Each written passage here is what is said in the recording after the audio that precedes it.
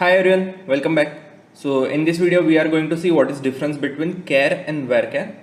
So char and varchar both are data type in SQL Server which are used to store a string, but they both handle a data in a different way. So char store data in a fixed length, whereas varchar store in a variable length. So char stands for character and has fixed length, whereas varchar stands for variable character and has variable length. So now let's understand how character works.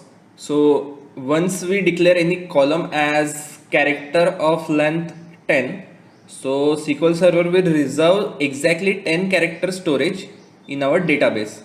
So regardless of whether you store a string of length 5 or 6 or 10, each column will occupy the space of 10 character. On other hand, varchar is variable length data type. When you declare a column as varchar 10, it will store up to character 10. So it has maximum length of 10 character, but it can store minimum from 0 to 10, and it will occupy only space which we have stored.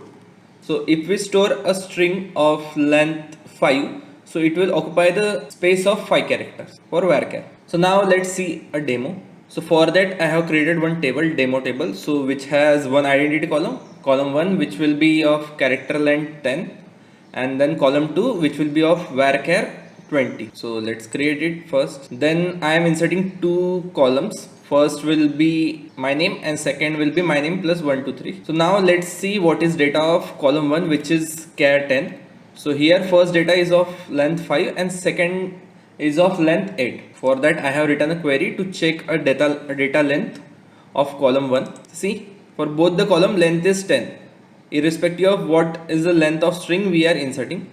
But for column 2, if we run, so we get first length is 5 and second is 13. So now you know the difference between char and varchar. So here a quick guidance on when to use this both data type. So char should be used when we know that column length will be fixed. For example, like any column country code.